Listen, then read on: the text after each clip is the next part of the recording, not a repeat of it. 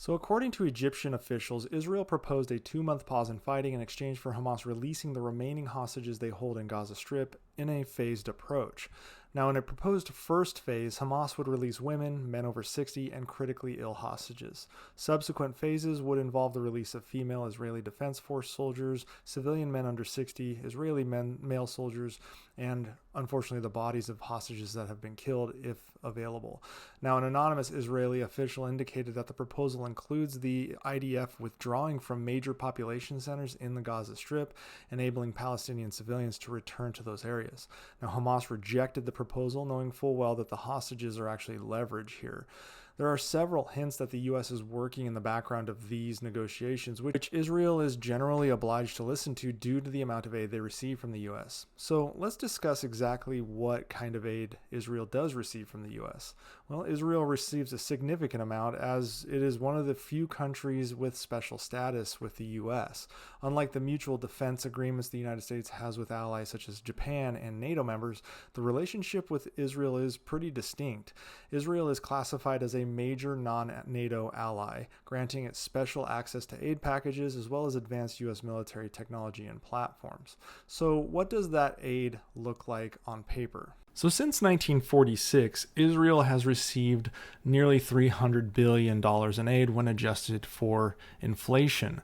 This includes both economic and military assistance, setting it apart from other Middle Eastern recipients like Egypt, Iraq, etc. And you can kind of see the breakdown here, obviously with the orange being economic and the red being military aid, and big shout out to the Council on Foreign Relations for putting this together. However, when you look at it, you can see Israel has a huge, almost double the number two, which is Egypt. And then you can just see Afghanistan, Iraq, down all the way down, kind of getting an idea since 1946 who's gotten the most aid from the United States. Now, from about 1976 to about the year 2000, there was a mix of economic and military aid. Obviously, we see some big jumps in military aid having to do with the Yom Kippur War, as well as the war between Israel and Lebanon, etc. But mostly, when you kind of average it out, it looks like they get pretty close economic to military aid. However, when you get into 2004, 5, 6, 7, it drops precipitously, and the economic aid goes away, and it seems to all be military aid. Now, the U.S. has agreed in principle to provide Israel with nearly $4 billion in aid annually until 2028. However, because of what happened with Hamas, additional funding is under consideration by U.S. lawmakers. Now, how is this aid used? Foreign military financing is the biggest portion of this. Most of the aid, or about $3.3 billion annually, is allocated through foreign military financing programs, which Israel uses to purchase U.S. military equipment and services. So basically, we in the U.S. are like, here, Israel, here's a gift card. Come buy our stuff. Now, domestic procurement also plays a part in this. Historically, Israel has been allowed to use part of its foreign military financing aid to buy equipment from its own defense firms, which is a privilege that is not extended to other recipients of U.S. military aid. Often, if you get military aid, you're buying U.S. stuff.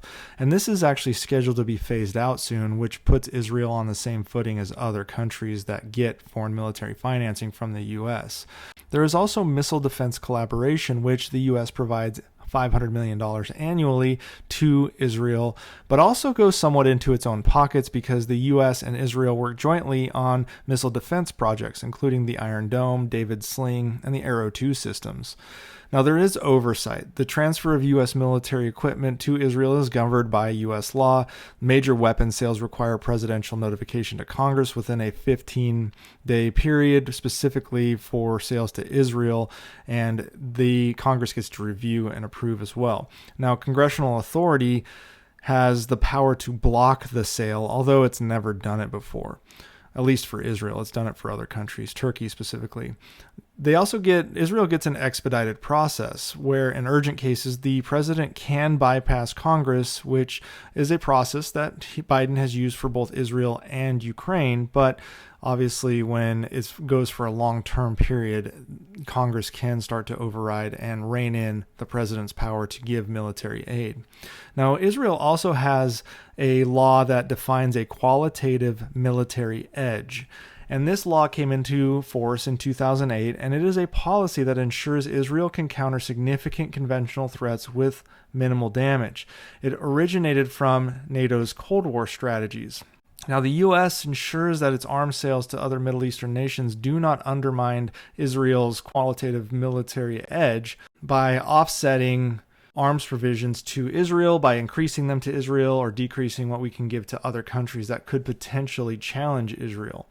Israel also gets advanced, sophisticated U.S. military technology under the QME, which is stuff like the F-35, which Israel already has 50 aircraft that are F-35s. So then this begs the question, how much aid does the U.S. provide the Palestinians? Well, back in 2021, the U.S. began providing aid to the Palestinians once again. This was after Trump cut them off. Now, this aid amounts to about $235 million annually, which includes $75 million in economic and development assistance in both the West Bank and Gaza Strip.